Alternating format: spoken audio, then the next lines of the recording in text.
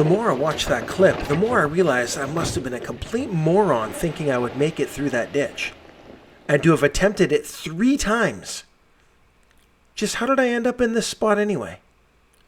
Jason from Ridgeline Outdoor Adventure. Come find out, because some adventures don't end quite as planned. If you can't handle these cross ditches, well, probably need to stay off the secondary forest roads in British Columbia, at least southwest BC.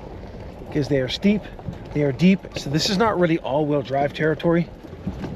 A highly modified Subi should be okay up here. Stock, not a chance. RAV4, CRV, no, absolutely not. Not without at least a 2.5-inch lift and some big tires. And then of course skid plates, because you're going to be bashing up. But I'm sure there's a lot of guys who say the same thing about a Ridgeline. A stock Ridgeline has no business out here either. All that talk about cross ditches and ground clearance and which kind of vehicles should be out here and which ones shouldn't.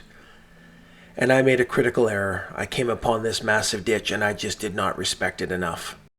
And so we begin the story of me getting myself into a world of trouble and working my butt off to get out. We started by piling in them logs.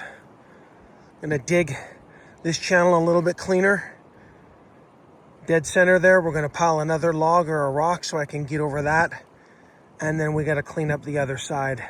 Otherwise we're not making it up. Pretty lucky I was able to back up out of this. Very lucky. There was definitely some damage to the bumper. Hopefully nothing major. It is what it is. What do you think? Only one way to find out. Wish me luck.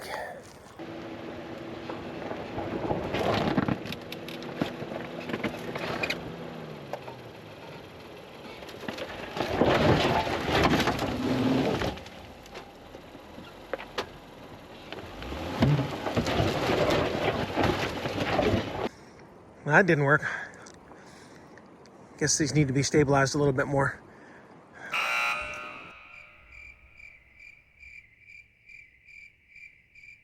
Managed to get a couple blocks of wood under the tire. I'm gonna go over and do the same on the other side, and that'll give me some lift, take some pressure off my bumper, and hopefully let me back out of here.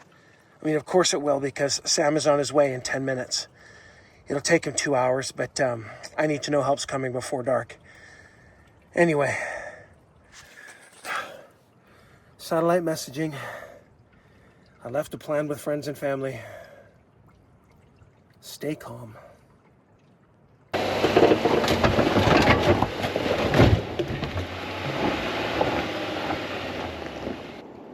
Yes! Now that's how you do it, YouTube. You put in the work. Help us on the way. You keep on digging till you get done. Woo! Yeah, feels good. It was a lot of hard work.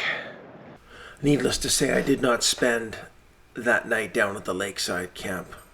I met up with Sam partway home, gave him a big hug, and got myself out of Dodge. I had the right gear. I knew how to use it. I put in the work. I left coordinates with friends and family, and I established satellite communications at the first sign of trouble. I should not have attempted that ditch without at least walking it. And I should not have attempted it a second time, and a third time. The recovery hooks ended up being the biggest problem. They dug right into the ditch, and one of them actually broke loose and tore out a chunk of my subframe. I've since removed them both, and I will not be using those aftermarket hooks. Fast forward a couple of weeks, and the boys at Harry's Napa Auto Pro in Abbotsford have taken really good care of my truck. She's back on the mend.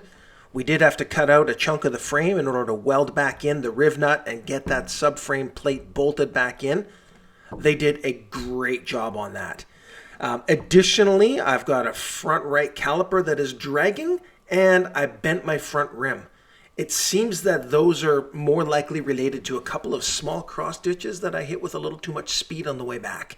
I just didn't see them. They were small, and I didn't know it until I hit them.